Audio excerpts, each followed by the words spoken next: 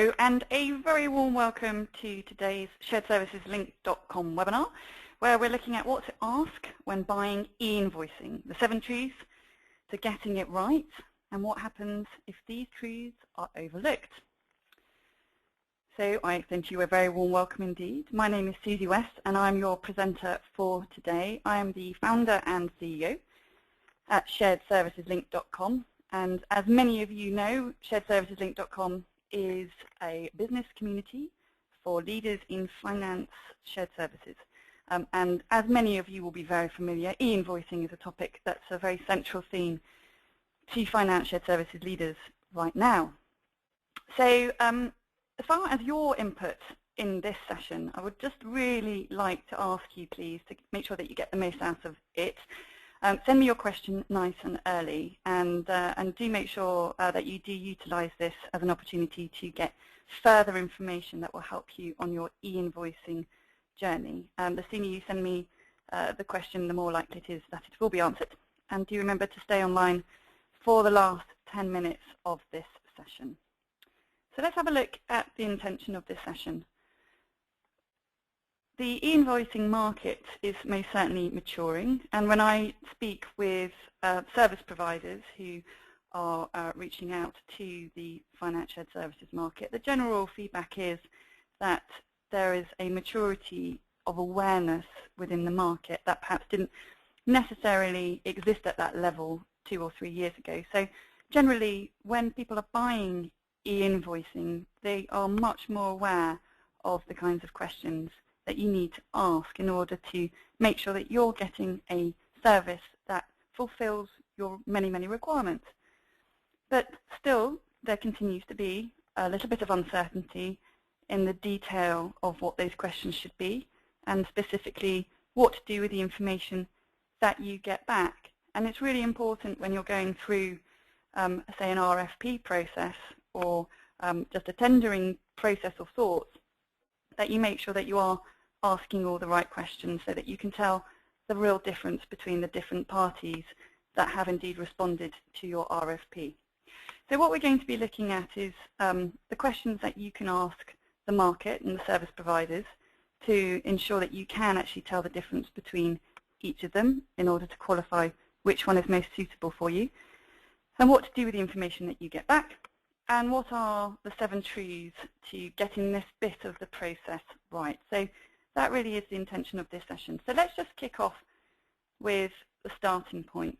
When is the right time for e-invoicing?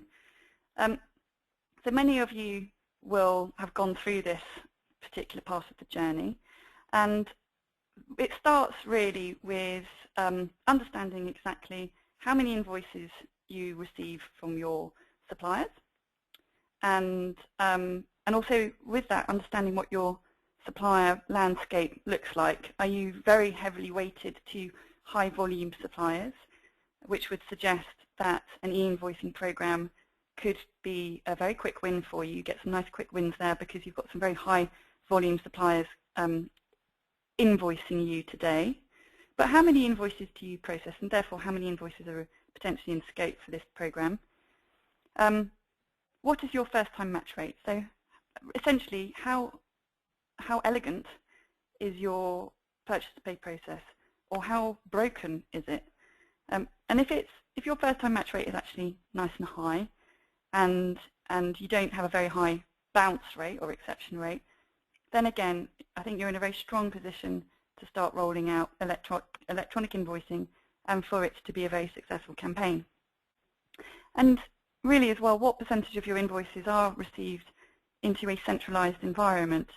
It's quite common that that service providers, e-invoicing networks, will look to do business with shared services organizations, because it was generally recognized a number of years ago that in order for there to be a compelling business case for big organizations that run shared services organizations within them, that they really do need to be receiving these invoices into a central location. So it is important for your business case purposes that these invoices do actually come in today in a paper format into a centralized location. And also you just need to be sure that you know what you would do with that invoice should it be electronic on receipt. So how will that flow through your part of the organization once it's been received? So asking yourself these 4 questions, and then you'll get a good view as to whether or not you're in a good place to actually start introducing invoicing into your organization. So then, if you layer on top of that an understanding of what your own requirements actually are. So understanding your own requirements, it really starts off with understanding what your as-is process is today, so your existing process, and understanding exactly where your weaknesses are in that process and to what degree will e-invoicing actually help you fix those process weaknesses. So really just understanding, is electronic invoicing the solution that's going to help you fix some of your existing problems today? Understanding what your functional requirements are, your country requirements, and your business requirements. So let's have a look in further detail at those requirements. So if we have a look at the functional requirements, these kind of questions just to start asking yourself. So these aren't questions to ask necessarily the service providers as yet. These are kind of discussions to have internally. So as far as your functional requirements, do you want an end-to-end solution, so a purchase-to-pay solution end-to-end to cover off all the many, many steps within that purchase-to-pay process? Or are you looking for a, if you want to call it a best of breed, if you will, a single step to be covered and to be addressed? What solutions have you got that are already in place? So these are solutions that are ready to complement your e-invoicing choice. What ERP do you use? And it's very common for shared services organizations to be running off SAP in Europe in particular. But you just want to understand that what you end up going for will work very neatly with your ERP, and really this needs to be kind of checked out. However, it's a given that service providers are agnostic when it comes to ERPs that they liaise with. So, but even so, this is something that needs to absolutely be considered when you're going through your own requirements.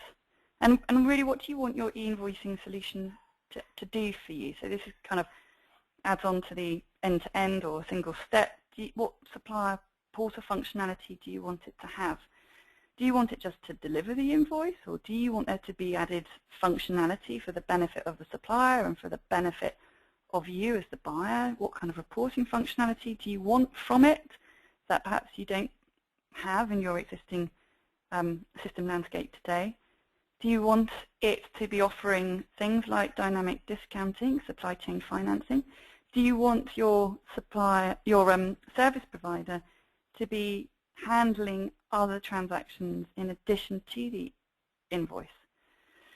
So these are all questions for you to be asking yourself as far as functional requirements are concerned.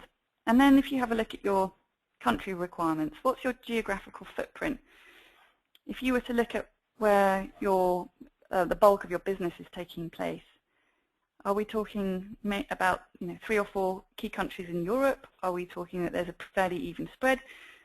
Knowing where the bulk of your suppliers are based and which plants they are actually trading with is very important, because that might mean that if, for example, 80% of your invoice volumes really come from or are representative of 3 or 4 countries, then that will help you really hone in on which countries you need to make sure that your service provider is VAT compliant within, and also which countries your service provider that you go for can support in terms of language. And the reason being, language requirements are so important because you're going to be, they are going to be onboarding your suppliers and you really, really want them to be doing that in the supplier's local language. So having a good understanding of what the geographical breakdown looks like as far as invoice volumes and as far as suppliers is concerned is very key. So looking at your business requirements. Now, most people looking at e-invoicing will build a business case, and this is essential. It's always something nice to use as a negotiation tool, if anything else. It's nice to use to go and sell the vision to the rest of the business and to get, obviously, funding, to get stakeholder backing from various stakeholder groups that need to support this and make it happen. But as far as business requirements, or I suppose as well kind of commercial requirements, you've been looking at what your upfront commitment might look like, how much cash you've got available to actually commit upfront, what your ROI period will actually look like, and what it needs to look like for you. Do you need this return within 12 months, or are you comfortable with it stretching out to 18 months? Are you going to be happy if there's some kind of guarantee in place? So just to spend a bit of time on some of these considerations, as far as the business case is concerned, the general rule of thumb is that if you're in a position where you can invest more upfront capital-wise, that you may be in a stronger position over the longer period of time or the term of the contract to actually get a better commercial deal. So that's something that's certainly worth considering. As far as guarantees are concerned, so service providers will now be offering you a guarantee as far as levels of conversion is concerned. So they might guarantee you a 70 or maybe even 80% conversion rate from paper to electronic, but they will only do that if you're happy to sign up to agreeing that you will follow some best practice principles. So just generally, well, knowing what those best practice principles are, and then just generally knowing culturally within your organisation how happy you are to follow those best practices is key. So if you are happy culturally to, for example, mandate electronic invoicing, then this obviously will help you with a guarantee of conversion, and it will obviously help you with your business case delivery. So these are just some things that it's good to be aware of up front.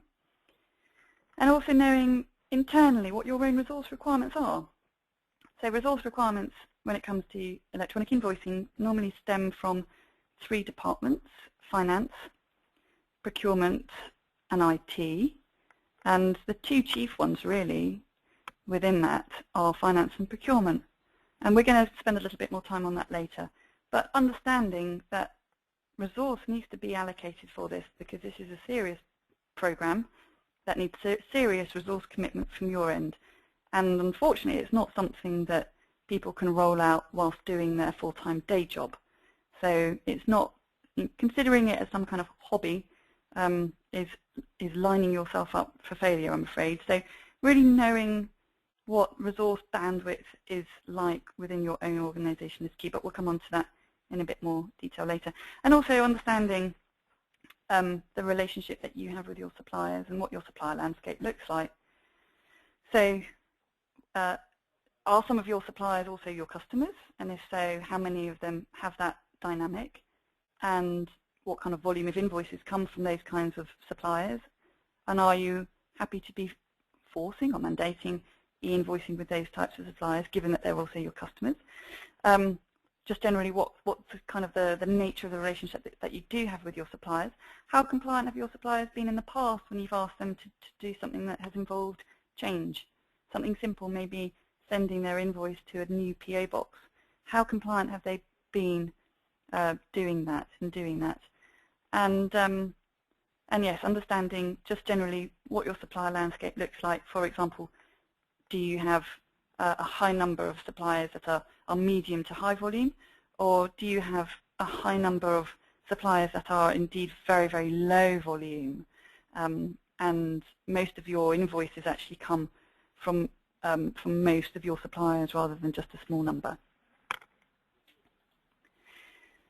So once you've really got a further understanding of all of those aspects, then you're in a position where you can start reviewing the market. Now, just before we go into that section, I'm just going to ask you a question, which is coming up as a poll on your screen right now. So share with me, if you would please, where are you in your e-invoicing program today? Are you evaluating the market and developing the business case, building an RFP? Have you done the RFP and you're in the process of actually selecting a provider?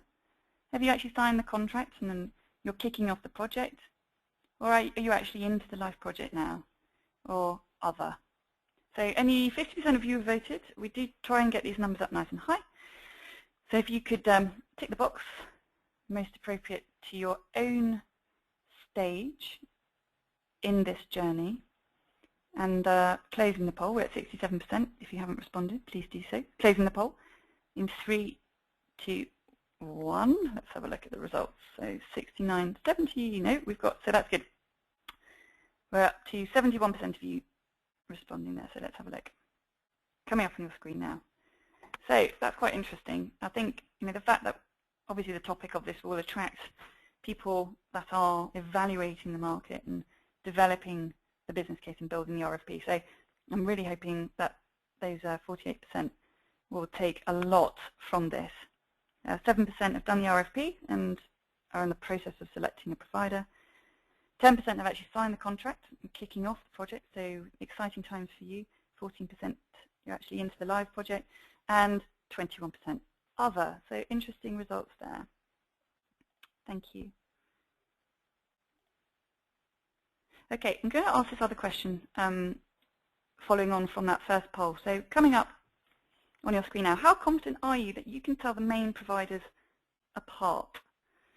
Very, very confident. I know the difference between the likes of Tradeshift, OB10, Ariba, 30Post, Basware.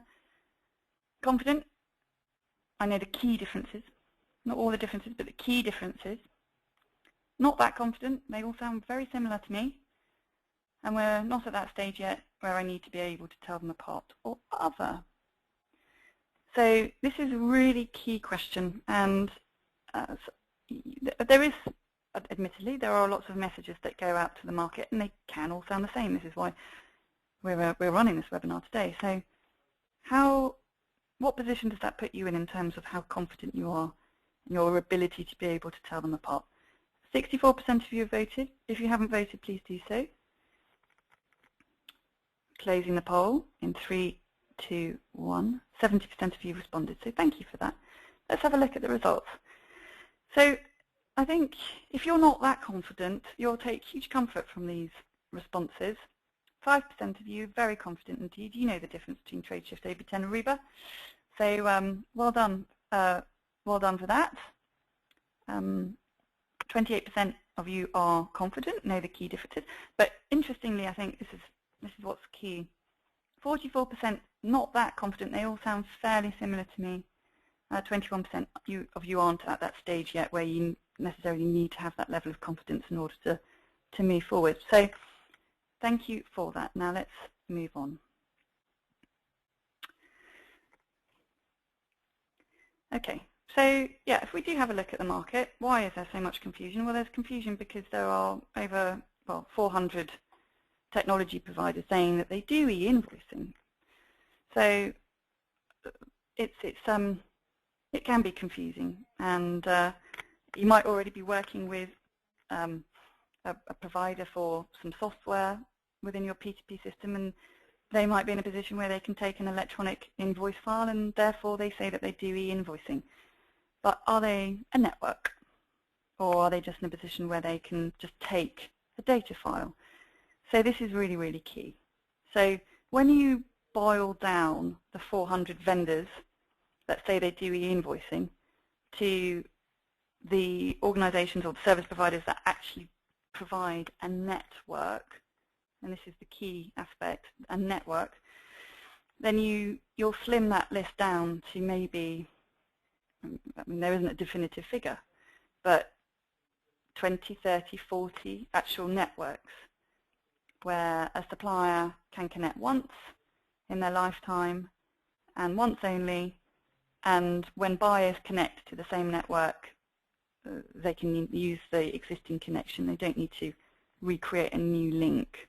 So that's the true essence of a network. So when you boil it down, it's quite a different number that you get dropping out the bottom of that. But even in this number of, say, 20, 30, 40 networks, what are the questions that you need to ask to tell them apart, and why does it matter? And the moment you're in a position where you start bringing in service providers and start asking them questions, it is vital that you've done the preparation work that we've already talked about in these earlier slides. Okay, so let's have a look at how to tell the difference between providers. So before I go into my 7 truths, I'm just going to spend a bit of time just looking at these 10 areas, and just to hopefully just sow a few seeds with you as the kinds of questions that you need to be asking regarding each of these areas and why you need to be asking them. So supplier onboarding, VAT status, open versus closed, that will all become clear if that's not clear to you already, the kind of technology that's available or the functionality, financials, commercials, there's a difference there, and project management that's being provided from your service provider, resource planning at your service provider, how many suppliers are already connected to the network, and the referenceability of the service provider.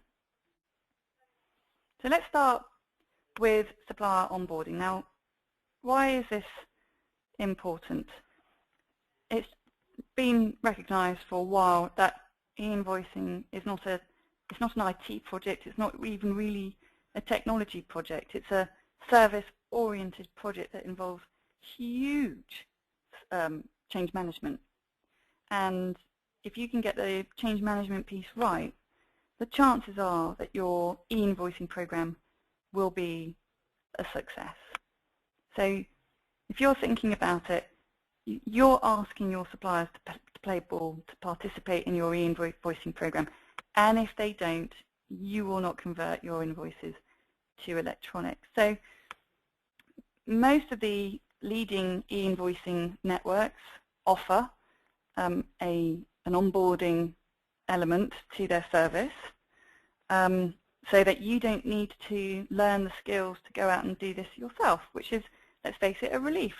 It's a complicated, fiddly part of the e-invoicing program, and if your service provider can do it, and they've got the expertise to do it, they've got the processes to support doing it, then I suggest you let them do it, because they've been doing it for years, and it's essentially their kind of bread and butter. They've made it into a successful business. So, kind of questions to ask them is, talk me through, please, how you actually onboard suppliers. What's your process? And the kind of stuff that you really want to hear coming back is, well, you know, we start off with making sure that the vendor database is nice and clean. So when a comms piece goes out, it's going to end up in the right inbox, rather than go to the wrong inbox and slow the program down by 3 or so weeks. We're going to write the piece. It's obviously less and less a letter these days, but we're going to write the communication piece based on what's worked for us in the past. So if your service provider can help you actually draft that letter based on the comms that's worked in the past, then obviously that's a very compelling asset that they're bringing to your program. Ideally, you want them to chase it. You don't want to be chasing up on that. It's good if your service provider will actually chase up on all of those comms, bearing in mind that a supplier will get a communication from you regarding your e-invoicing program. Will they do anything with it immediately? Unlikely to. So chasing is key.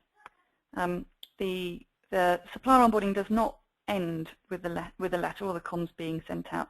That's only the starting point. So chasing up on that communication until the supplier's actually done what you've wanted them to do is key.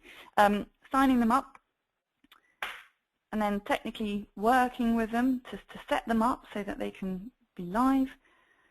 And working closely with procurement to deal with the suppliers that kick back. And of course, suppliers always kick back. They'll give you a number of different reasons why they're kicking back. And having a tight relationship, the service provider having a tight relationship with procurement is key. And it's key because procurement have the voice that the supplier will normally listen to. Another question really to ask the service providers is how many full-time equivalents in your organization are actually involved in supplier onboarding. You would like that to be quite high, and you'd assume it to be quite high, if indeed they are going to be doing the whole supplier onboarding for you. Can you come and see them? Now, this is really key as well. So you do want to go and meet them, because these people are going to be speaking with your suppliers and some of your, some really strategic, important, sometimes business critical suppliers, and you want to make sure that they are good ambassadors for your company. So actually going to meet the team and just gauging what kind of people they are, how culturally they fit in with you as an organization, professionally, how do they tick boxes. So go and spend half a day with them, sit next to them, see how they make their calls. How many of my suppliers do you already have connected? So I'll spend a bit of time on this later, but finding out how many of your supplier base is already connected to various networks is key, because if you've got one network with, say, 300 suppliers connected, and that those 300 suppliers are sending you tens of thousands, maybe hundreds of thousands of invoices, and another network where maybe you only got one or two suppliers connected, you're going to get a really, really warm start if you do indeed decide to go for the network where suppliers, a lot of your suppliers are already connected. So just that is a really key question to ask the networks, but also your own supplier database. So, and meeting your program manager is also really, really key. And again, I'm going to come on to that in a bit more detail later on. But meeting your program manager is key. The reason why it's key is, again, come back to the idea that this is a change management program. It's not kind of a quick and easy implementation. It is something that really stretches over 12 to 18 or so months, sometimes longer, before it's really fully up and running and operational and up to the 70–80% conversion rates that you want. So you need to be able to get on with your program manager that's offered by the service provider, and the program manager is driving through change with the suppliers and change within your own organization. So helping you sell the vision internally sometimes to the procurement team, to other key stakeholders. So they need to have a certain type of personality. They need to be quite thick-skinned. They need to be able to deal with senior people and sell a vision. So making sure that your program manager is right for the job is really, really key. And I'm sure I come on to it later on, but it's key as well. I think that when you meet the program manager, before you actually sign a contract, that you have that program manager's name stated in the contract, that they will be working with you. VAT status, of course, is very, very key. So you'll hear lots of numbers of countries that networks are live in. And obviously, you will only want to be doing electronic invoicing in the countries where these service providers are legally compliant.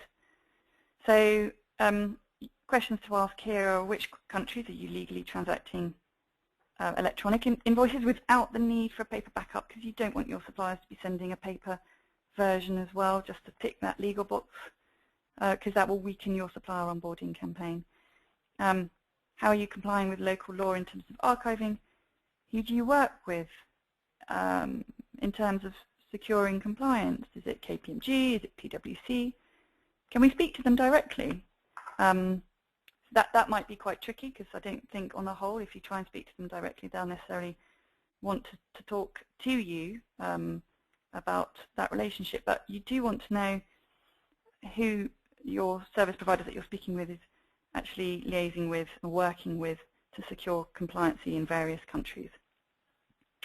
And really importantly, which existing client of yours has the same footprint as us geographically that we can speak to about this, and having your VAT expert speak with their VAT expert can save an awful lot of bother, because they've already been through the process. And if either one of your main competitors or a company that's similar to you in terms of, as I say, in terms of geographical footprint, and you can have a call with them to thrash out some questions around the VAT status, then that can save you an awful lot of bother, but give you confidence that the service provider that you have in your mind is actually compliant in all your key countries. It's quite interesting. Again, probably about 3 years ago, this wouldn't have been on the list, but open versus closed. What we mean by this is interoperability, and the service providers that you're dealing with and you're liaising with, how happy are they to interoperate? So let's just spend a few moments just talking about what we mean by interoperability. This is where one network will connect with another network. So that a supplier that's already connected to network A can send invoices through to your network, network B, which you've decided to go with. And that's having two networks sitting in between the supplier and the buyer instead of just one. So it's a very popular model in mature markets like Scandinavia.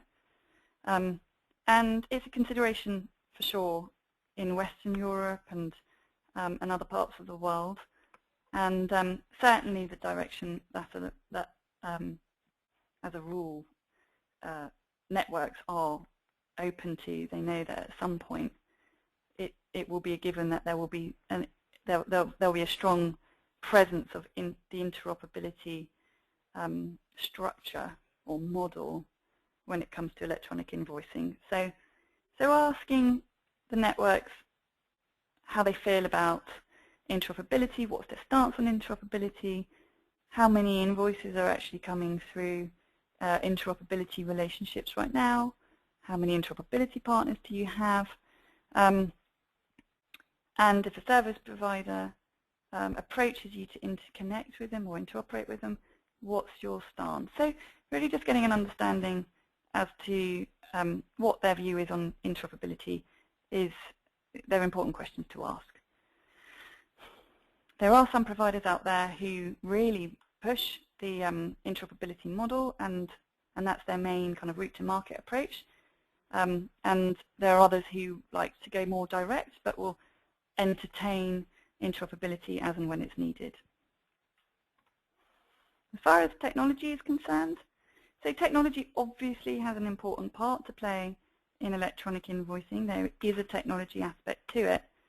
What we're moving away from is restrictive formats which you're impinging on your suppliers and asking them to comply with in order to do electronic invoicing with you. So you're really wanting to give them a choice of being able to send you a file format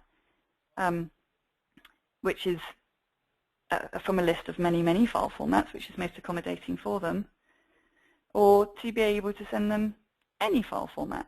Now, if the service provider doesn't indeed take any file format, it means that they will need to do mapping for these supplier files.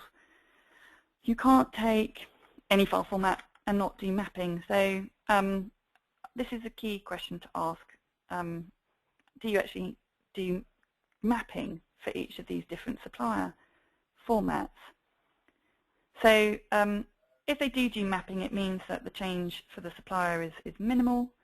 If they don't do mapping as such, but they take many, many file formats, you just need to ask them how many file formats are you currently taking, and just get a general sense as to, so if you go down that road, is that going to incur, or what kind of costs of change is that going to to push onto the supplier. So you absolutely do want your service provider to either be able to accommodate any file format or at least a very, very, very extensive list of many file formats in order for it to be easy, technologically wise, for the supplier. Is there any software involved? Most services now are indeed that. They're internet-based services, so there's no software involvement, and obviously that's hugely attractive. Ideally, you don't have software to install and maintain.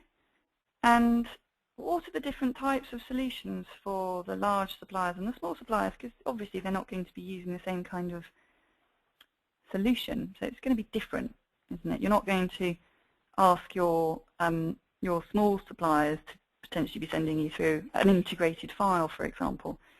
So understanding how that works, and obviously supplier portals are very popular at the moment, obviously because they're attractive for the small suppliers, the small vendors, but also they are taking away an awful lot of work from help desks in shared services organisations. So if you've got a number of calls coming into the help desks about when will my invoice be paid and my invoice payment is running late, etc., the supplier portals can be used to actually go and get all of this information through invoice kind of status or updates. And what further technology functionality do you have? For example, if it's important for you to be offering dynamic discounting to your suppliers, or some kind of supply chain financing to your suppliers. So what kind of functionality do you have that can support these aspirations of yours? Can you take a whole raft of other transactions? Because we've got maybe 17 transactions that we would like you to scoop up, not just the invoice, but other trading transactions too. How can you accommodate them? And really understanding the integration with your ERP, so obviously having IT involved in that and the security elements involved in that are key. Moving on, so looking at financials, it is an interesting market. There are organisations out there, service providers out there, either being bought or and acquired, or they're obviously growing through acquisition, or they've been funded quite aggressively, if you will, and so they're VC backed. But the key questions to be asking the service providers is about their financial stability. How much money have you got in the bank? Who are your largest investors? What does your financial forecast look like? If you stop doing business right now, how long would your cash reserves last?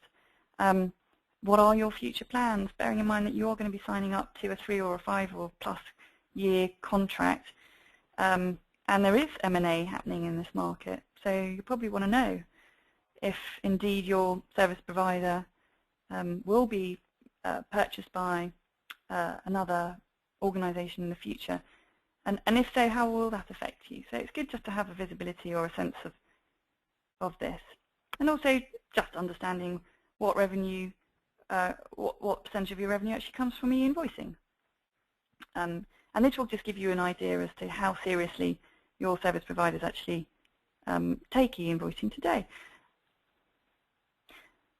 I think as well, there are models out there where there is a free aspect to the offering, and just understanding exactly how do these companies really make money. It's a fundamental question. So if we move away from the financials of the service provider and we now look at the commercial arrangement, so how much are you going to be paying for this service? So finding out how they charge the buyer, the service provider charges the buyer. What's the length of the term of the contract? Do you get a better rate if you extend that contract? Is it based on pre-bought transactions, pay-as-you-go transactions? What's the setup fee? Is there a setup fee? Is there kind of a SaaS-based kind of annual fee? How does it work? What is the cost for the extras, and what are the extras? If at any point you wanted to take all of your invoices out of the archive, that was being provided, how much would that cost you? And also, how much will the service provider charge the supplier? Again, what's the contract term, transaction, setup fee, extras? Now, some charge and some don't charge. And all you really need to think about is the cost of change to the supplier. So getting a visibility on the hidden costs and the declared costs. And to set up a supplier and it's many-to-many, what fees will a supplier be charged? And this is obviously an important question. You just need to get your head around what you're actually asking your supplier to pay in order to participate in this and what their business case looks like. Okay, moving on. I'm just conscious of time. Project management. So how will this project be managed at the supplier, at the service provider end? Reiterating my point earlier, can I meet with them? And do you connect with them? What kind of person are they? Can you lock them into the contract? See if you can. And what does support look like once you are operational? You do want to make sure, even when you are up to your 70 or 80%, that you are being looked after and nurtured and account managed. Resource planning is quite interesting as a topic. Again, this is something that I really recommend that you look into, because as you are interested in e-invoicing, as is so many other organisations.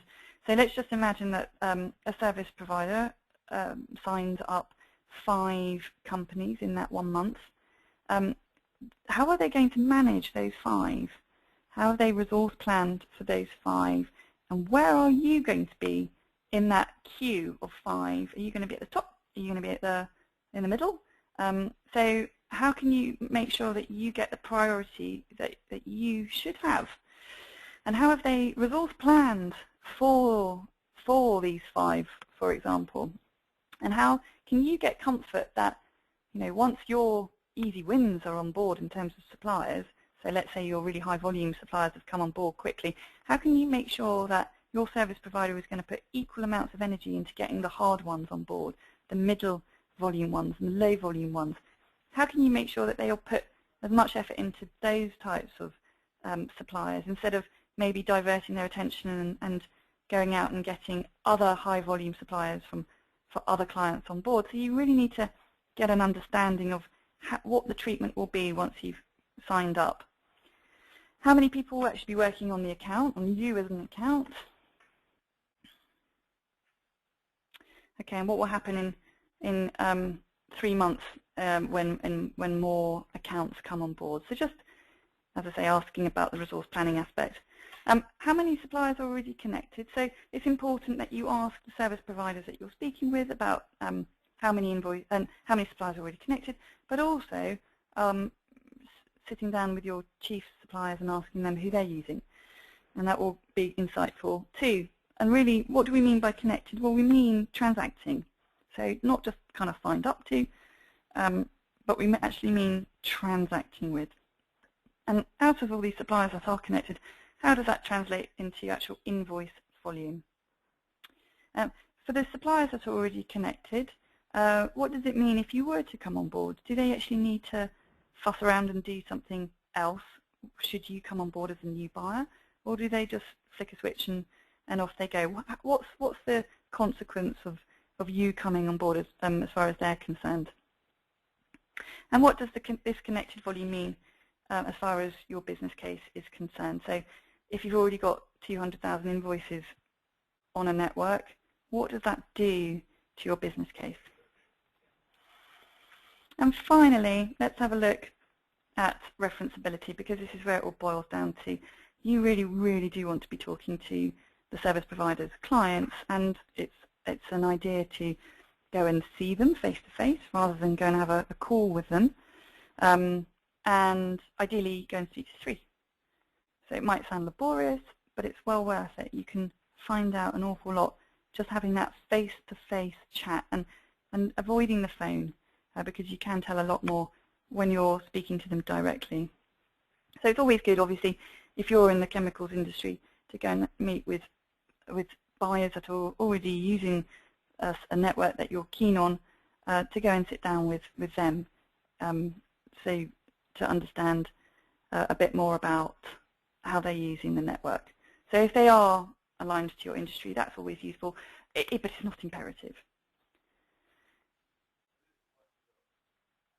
Good. Okay, so let's have a look at the weighting of responses.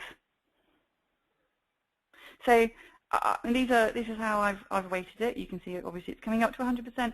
But if I were to weight all of these factors that I believe need to be looked into in order for you to proceed, supplier onboarding, VAT status, I think they're two big considerations, should be weighted at 15% each. The technology and commercial, financials, or the business referenceability, resource planning aspect, and the existing suppliers already connected, I've put them at 10%. I've put interoperability at 5% for now, and that's because for the majority of Western Europe, we're still at, it's not a mature market. If I was just talking to the Scandinavian market, that would be higher, but we're not for the benefit of today. And project management, I've put at 5%. It is important that you do meet with your program manager. So now let's have a look at the 7 truths. Now, this is key. So the 7 truths that will really allow you to be successful in your e-invoicing program and make sure that you do ask all those questions correctly is don't work in isolation. The importance of procurement is really, really key. So on that note, I'm going to just ask a question to you now, another poll question, because I just want to get a sense as to how aligned finance and procurement is within your organization. So how aligned are finance and procurement today? Very aligned on most things, occasionally aligned, not aligned but planning to change this, not aligned and not planning to change this. So if you could tick the box, 37% of you have responded, so if you can just increase on that, please, if you haven't already participated. So we're at 58%. Again, if you could participate in this is quite telling, this poll, and it will have a big impact on getting those questions right, making sure that you buy or sign up to your e-invoicing network in the correct way. Okay, we're at 69% of you voting, closing the poll in 3, 2, 1. Let's have a look at the results. Right, coming up on your screen now. So it's a typical bell curve. 5% very aligned, so that's great. 45% aligned on most things. 33% aligned occasionally. 13% not aligned but planning to change it. 5% not aligned and not planning to change it.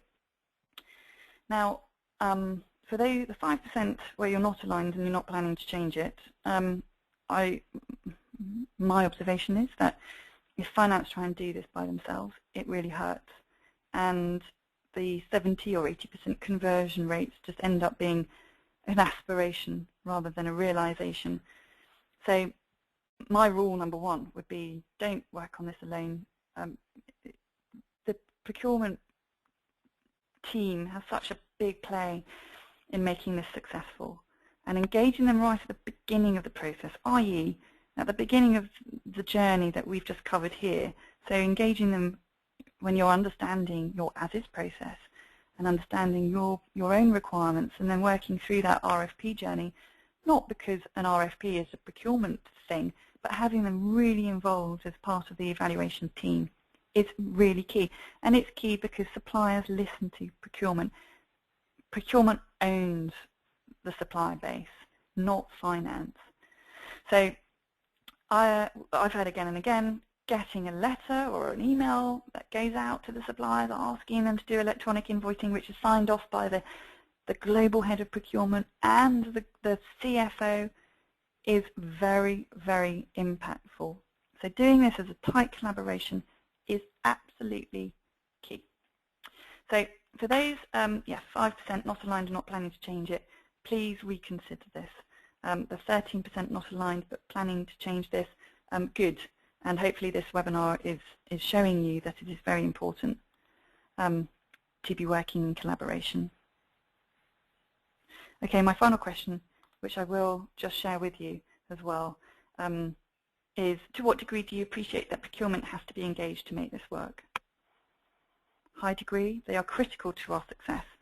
A reasonable degree, they need an involvement to aid the project. We think we can do this ourselves, or other.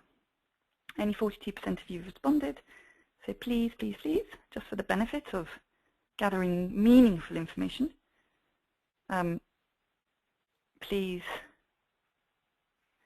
make sure that you respond to this. Right, closing the poll in 3, 2, 1. 67% responded, so thank you for that.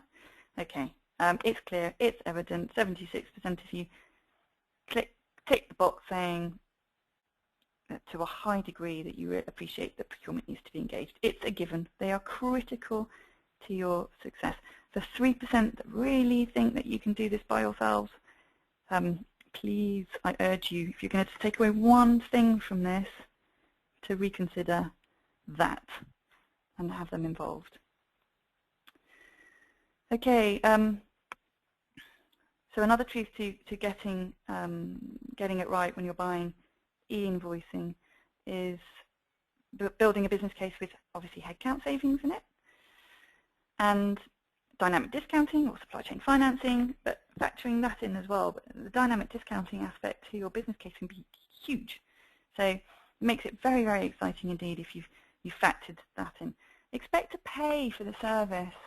Sometimes I hear stories about our e-invoicing program wasn't necessarily successful, and then I find out that that the service wasn't paid for. It was complimentary. It was free on the buyer side, and there is a pattern. If you pay for something, you attach a value to it. You'll make sure it works. If you don't pay for it, it means there's no commitment from your end. There's no skin in the game, and making sure that you expect to pay for the service. It's these organisations, these service providers, these networks, they're commercial operations. They need to be making money too. There's value for what they're offering you. Expect to pay for that service. If you are not charged for it, on the buyer side, I would feel a bit twitchy about that. Remember that service providers, they have sales targets and sales quarters.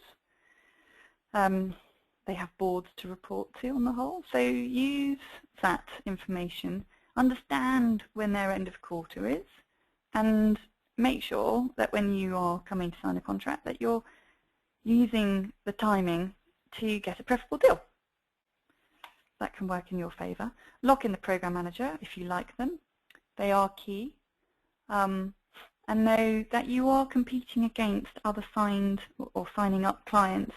You need to know what your kind of security is, or how well you'll be looked after, and the attention levels that you'll get. You need to know all of that before you sign a contract.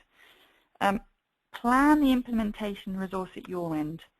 This is not a hobby. It's not something that you can do at the weekends. It's a serious project, and you need resource to be put aside to make this happen. And schedule the kickoff nice and early, but also make sure that you've got, I reiterate, you've got procurement involved in that, and you've got them involved early. And also importantly, use your service provider's contract. So I doubt you've bought e-invoicing before, so it's not like you're going to have a contract kicking around in the legal department's cupboard that's appropriate for this.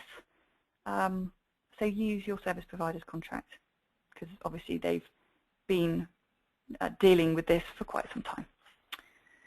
And let's just wrap this up with the consequences of if you do not follow these 7 truths.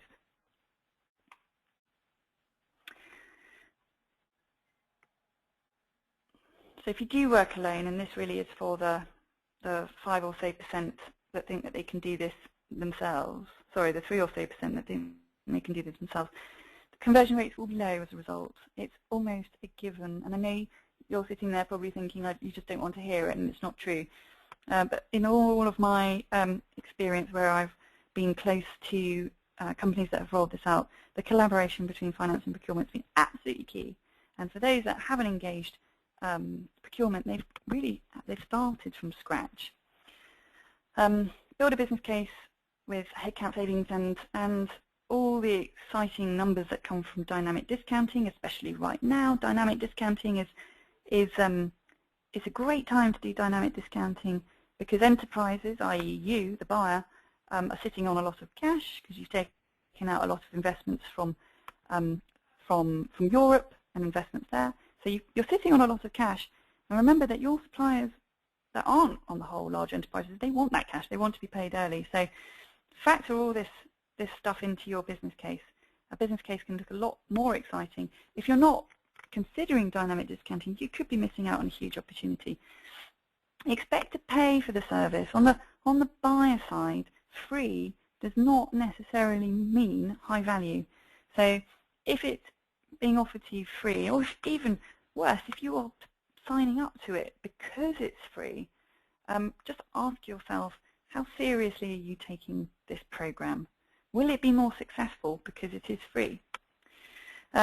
Remember that service providers have sales targets too, and they have quarters. If you don't kind of get familiar with these timings, you could potentially weaken your negotiation position. So just ask them what their financial quarters are.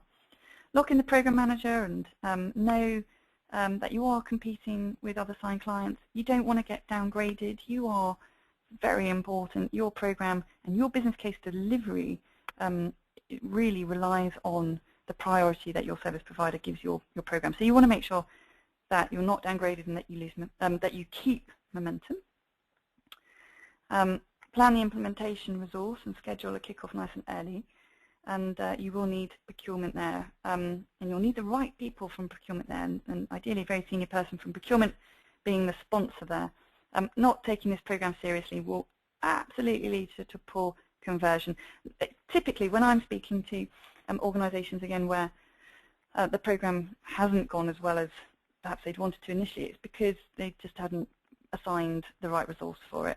And do use your service provider's contract.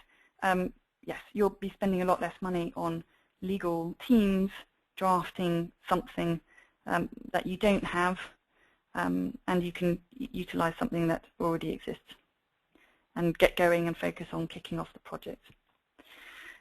Come and find out more. We have e-Invoicing Europe next week in Brussels. So come and join us at e-Invoicing Europe. We'll be having lots of exciting debates there, and you're very welcome to call us or log on to sharedserviceslink.com and register there. We've got about 3 or 4 tickets left for that. Okay, so I'm just going to now move into questions. We are looking to overrun a little bit. So just before we move into some questions, I just want to highlight to you that on the 12th of July, we have a very exciting webinar on 5 ways to get people engaged in process. So this is well worth going to, and there's again a recognition that your process will only be as good as the engagement that your people have within that process. So please do join me for that. Okay. So I've got questions coming through here. So for those of you that can afford to stay on, because we're now on the hour, so you're very free to go should you have other commitments. So one question is, you mentioned that some solutions might include a fee to the supplier to use the solution. Doesn't that undermine enrollment? If I was a vendor, I prefer to save the fee and stick to paper. What am I missing here? That's a very good question. Thank you for that. My response is that some service providers don't charge a fee for the e-invoicing bit. They will probably charge for other services that are rendered, like maybe reporting functionality for the service provider, sorry, for the supplier. And other vendors do charge for help on the implementation, or especially if there's a little bit of work that needs to be done from a technological standpoint. And then there are other organisations that have like a flat fee for paying, that the supplier needs to pay once a year, and then a transaction fee on top of that. I think the general rule of thumb is that for very, very, very low volume suppliers, most service providers don't charge, so just to scoop up your kind of smaller one-time only vendors or suppliers that send you maybe 10 invoices a year, the service generally does tend to be complementary. But if you start going up the volume curve, you'll start seeing that it's actually a financial business benefit for the suppliers to be participating in electronic invoicing. So for them to be paying a certain amount of money, so long as it's not too painful, then typically is a business case. One company that I was speaking with last week, they actually did a survey to find out with their suppliers how much it was costing them today to send a paper invoice, and it was coming back between £1 and high £2. So £1 and up to £2.99, and their view was there is a business case for the suppliers because the fees that the supplier incurs won't be equal to that. They will be less expensive. In addition to that, if you send paper, chances are you will lose out on all these dynamic discounting benefits. If you do electronic invoicing, you can be paid quicker, and there are a lot of suppliers out there who will pay the service provider, and they'll pay for the e-invoicing network services so that they can benefit from having that cash in their bank sooner. So I think it's a very fair question, but I also do think that suppliers know that e-invoicing is coming their way, and they do generally know that there is a business benefit, and they do generally know that they do need to pay for the services too. We do not currently have any e-invoicing and are about to implement new financial systems. Would you recommend implementing an e-invoicing program at the same time as our financial implementation, or should we wait until we have finished the financial system rollout? So maybe this is something like an SAP or something. I think if you're rolling out, for example, a new ERP, that's a big monster of a project, and from a resource perspective, I'll be surprised if your teams will be allowing time to take their eye off that huge monster of a project to start giving to making sure that your e-invoicing program works. So I think looking at the natural sequence of events, it might be worth just bedding that down first and getting very familiar with what your as-is process is, and also how your new ERP implementation is going to have an impact on your purchase-to-pay process flow. It will give you a bit of a clearer idea as to what requirements you're seeking. So it's not out of the question to do the two hand in hand. It's whether or not you've got the bandwidth to really make it happen, because some might say that your e-invoicing program will be rather swamped by your ERP or financial systems implementation. Okay, so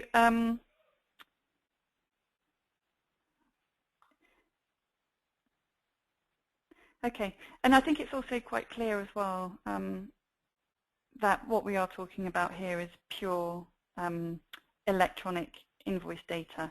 We're not talking about PDF emails here. So when at sharedserviceslink.com, when we talk about e-invoicing, we're talking about the network. So these are, as has been referenced before, it's the Arebas, Tradeshifts, OB10s of this world. Good. So any analysis available of the actual best suppliers and ranking by analysts. So I think this is where it gets a bit tricky, because there's very little absolute independent review of service providers and all the considerations that we've been looking at here, which is done by a third party of all the key service providers to the level of detail that you would like. So, and this is why you need to be going out there and asking all those questions that I've just highlighted earlier. That work hasn't necessarily been done to the degree that you want to by analysts. So going out there and actually doing it yourself is absolutely key. So unfortunately, you're not going to shortcut it by downloading a paper that's being provided by an organisation that's done all the analysis that you need to the detail that you want them to. We have already invested significantly in paper scanning with high quality OCR. Does e-invoicing replace paper scanning or work alongside it? Is e-invoicing compatible at all with paper scanning? So you'll probably find that e-invoicing as a program does run quite nicely alongside data capture and OCR programs. And you'll find that when you probably kick off your e-invoicing program, your e-invoicing invoices are at 0% and your OCR invoices are at 100%. And as time goes by, obviously those numbers change quite considerably, and there's a crossover point, and e-invoicing ends up being the dominant process. So most organisations will see e-invoicing as the long-term solution. They'll see OCR as a complementary solution, and that is ideal for the 20 or so % that might not be immediately converted to electronic or even ever converted to electronic. But the nice thing is that your OCR provider typically also provides your invoice matching functionality or your invoice matching module, and they also provide your workflow. So if you have that OCR in place already, it's a really good sign. It probably means also that you're very familiar with what your cost per invoice is, so you can do a nice business case quite quickly. And it also means from a kind of a technical perspective, you know what to do with the electronic invoice when it comes into your environment. It will just drop straight into your auto matching module, and it will be workflowed if necessary. So it's very positive that you've made that investment into your OCR solution. So I think that's it from me, ladies and gentlemen. Thank you very much for all of your questions, and I hope you found that very useful. At sharedserviceslink.com next, we have, of course, e-Invoicing Europe next week, optimizing SAP for end-to-end financial processes taking place in September in London, and then the Summit for Leaders in Financial Services taking place in Atlanta, and that is in October. So please make sure that you register nice and early for those and come and join us, where we'll be having some inspiring conversations about many things, but also including electronic invoicing. So thank you for your time and attention today, and we look forward to welcoming you next time. Goodbye.